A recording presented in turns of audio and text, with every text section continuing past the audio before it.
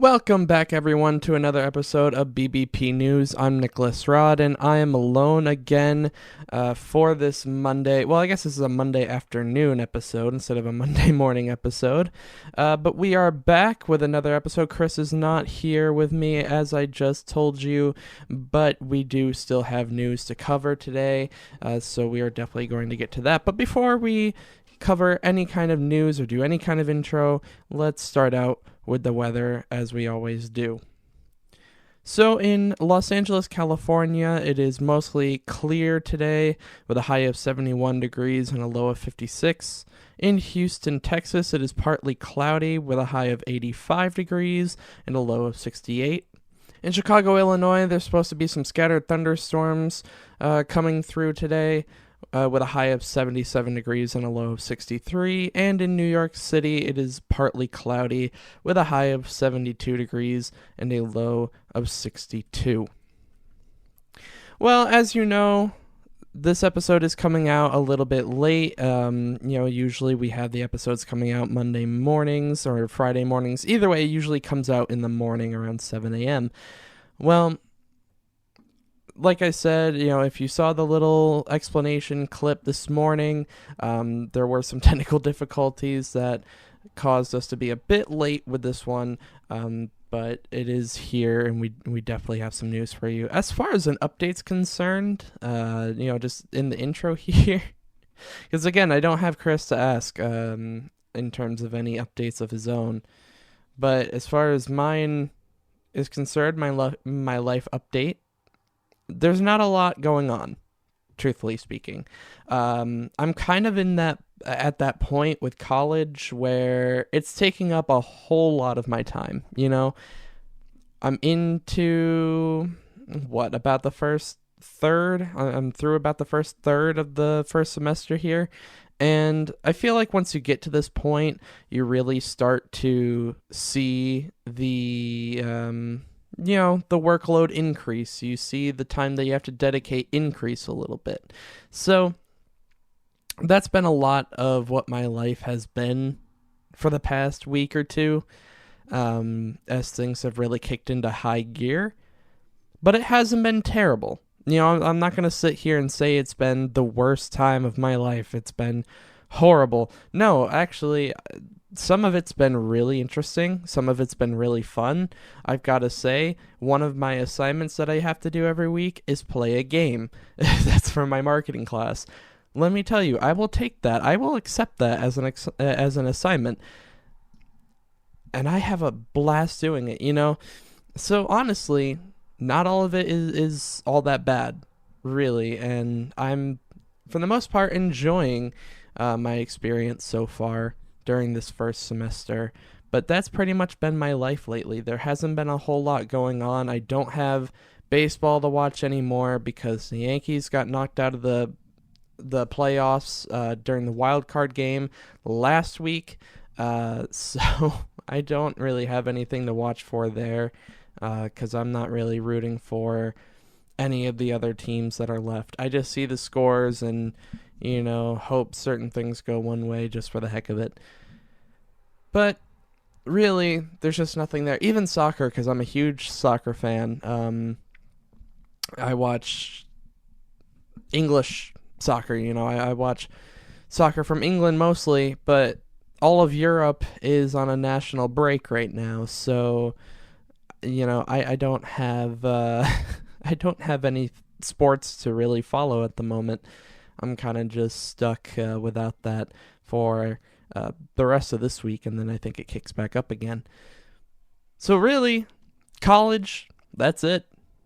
College, the podcast here, a little time spent watching Netflix. I've been watching the show Supernatural over again, and if any of you have ever watched that show, if any of you have ever watched Supernatural, you might know, and this is definitely my opinion of it, but I feel like this is a pretty fair statement.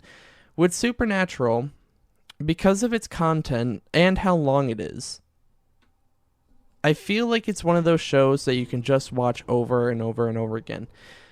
I'm only in the 9th season out of 15. But I feel like if I were to say like finish the ninth season and then go back to season 1, it wouldn't feel old. I could watch it over and over again. And so I'm just having a really good time rewatching it. I've watched everything up through season 14. That's kind of why I'm watching through the entire series, is because I want to watch all the way through to get to season 15, because season 15 is the last season. So I was like, you know what? Why not? We're just going to make our way through the entire series again. And then finally get to season 15 and watch that. It's been one of my favorite shows for, 5-6 years? I've been watching it for a while. About 4 years, I'd say. 4 or 5 years. But honestly, it's just, it's such a good show. But that's kind of my personal update for this Monday afternoon.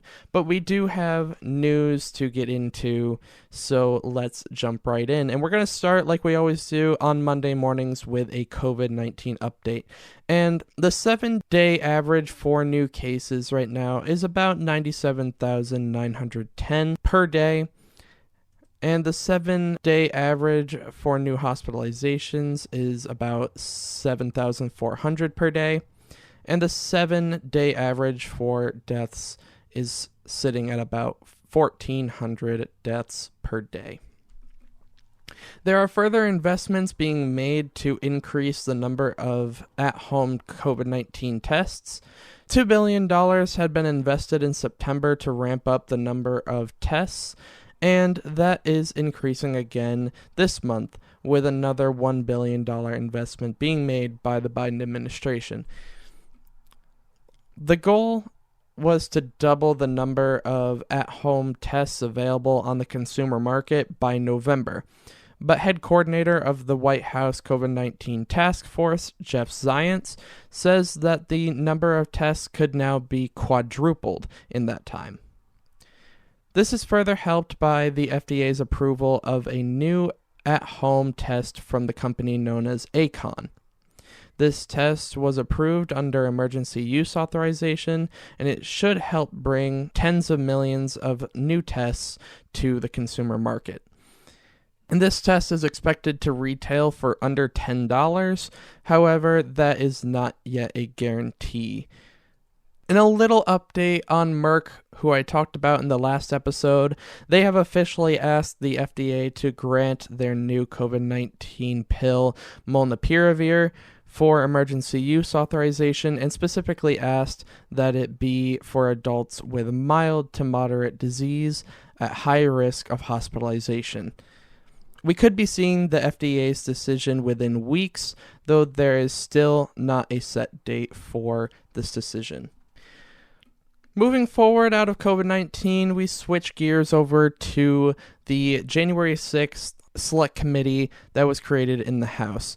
In case you are unaware or otherwise need a reminder, the committee investigating the January 6th attack on the Capitol is a 9-member group of House representatives.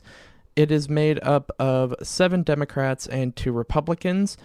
It was originally supposed to be a 13-member committee with 8 Democrats and 5 Republicans, but after House Speaker Nancy Pelosi rejected 2 Republican picks made by House Minority Leader Kevin McCarthy, he pulled all of his picks off the committee.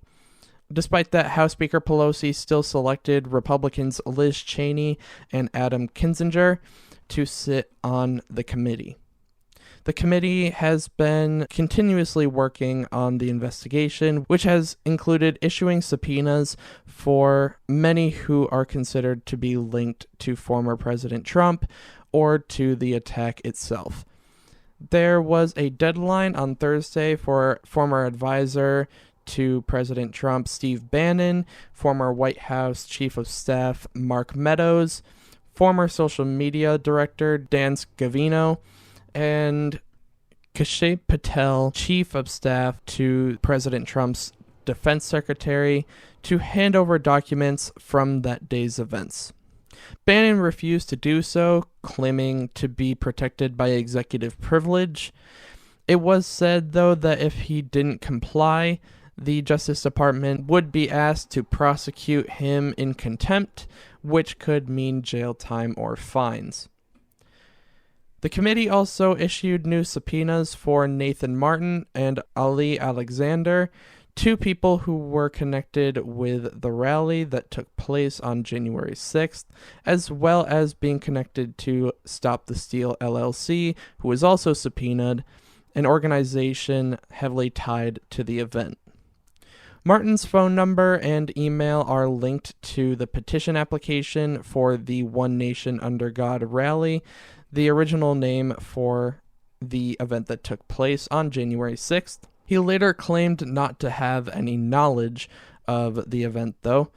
Ali Alexander promoted the rally at Stop the Steal sponsored events, promoted the use of violence for the rally in the weeks leading up to it, and led a crowd during a rally in D.C. the night before with the chant, quote, "Victory or Death." He also confirmed later that Stop the Steal LLC had obtained the permit for the rally, and Stop the Steal had promoted the rally multiple times on their website. The subpoenas call for documents from that day's events from Martin, Alexander, and Stop the Steal LLC by the 21st of this month. And beyond that, both Martin and Alexander are being asked to testify on the 28th and 29th of this month, respectively. Now, chaos has continued to unfold when it comes to the new abortion law put into effect in Texas. This law is one of the most restrictive abortion laws in the country, not allowing for abortion more than 6 weeks after pregnancy occurs, even in cases of rape or incest. Anyone who helps in the process, i.e. doctors, drivers, or anyone else who assisted, can be sued for their role with a minimum of $10,000. And these lawsuits can come from citizens both within and outside of Texas. On Wednesday, U.S. District Judge Robert Pittman issued a 113-page ruling that blocked the enforcement of the law. This block did not last long, however, as the Fifth Circuit of the U.S. Court of Appeals struck down Pittman's ruling, immediately putting the ban back into effect. The Department of Justice now has until tomorrow to reply to the circuit's ruling.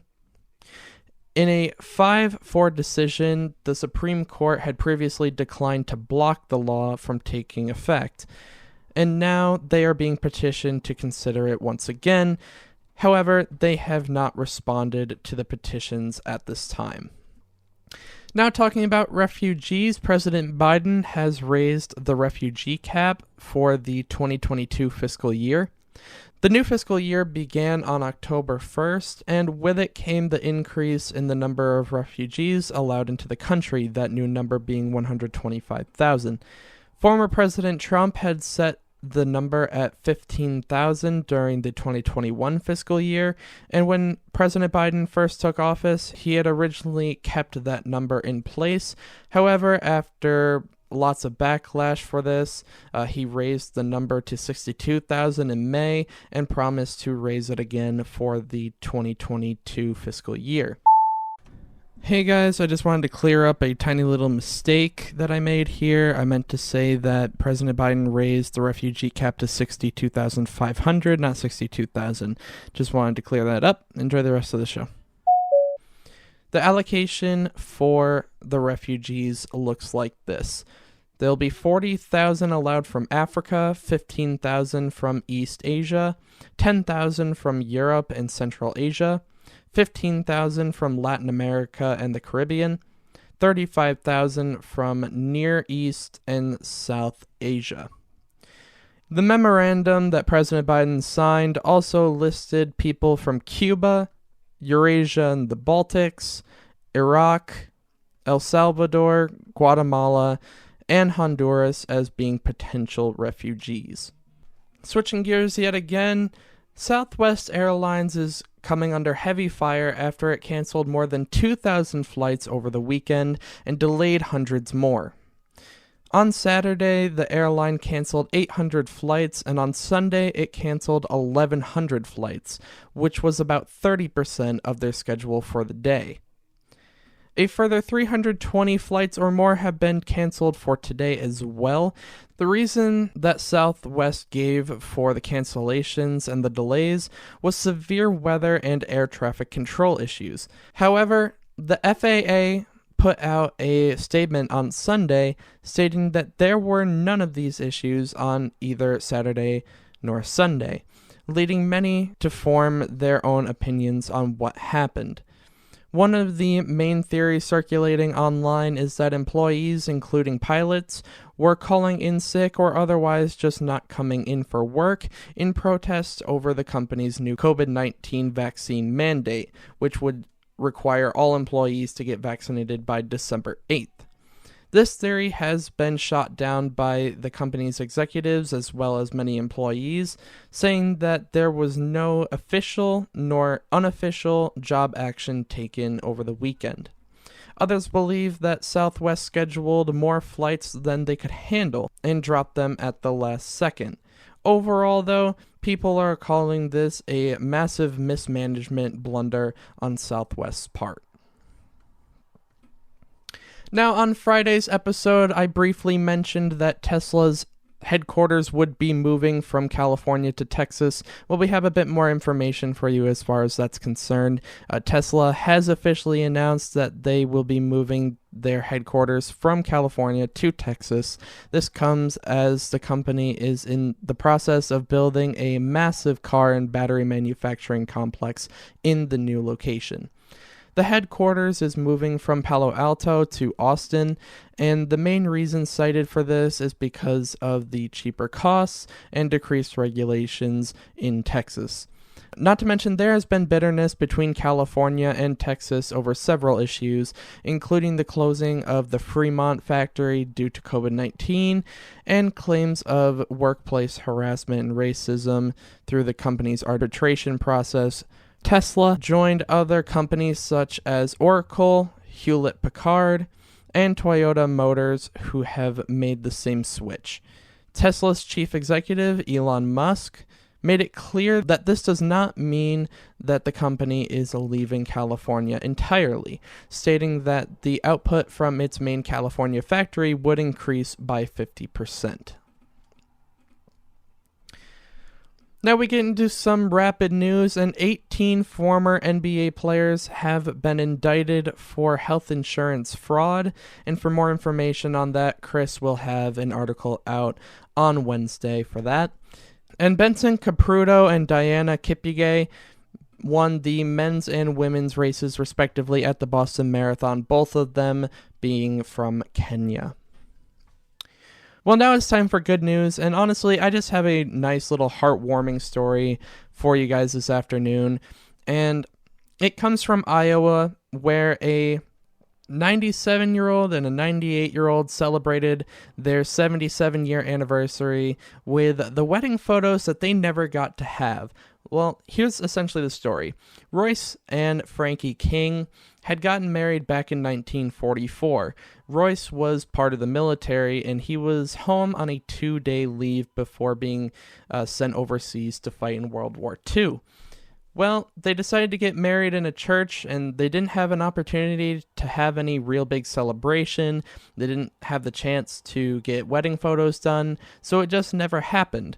Well, 77 years later, hospice employees who were taking care of the two of them decided to do something special, and they set up an entire little ceremony outside of their house in the backyard where they did pictures and they had a nice little gathering. They even got a cake with a pair of sevens on them so they could do the traditional cutting of the cake.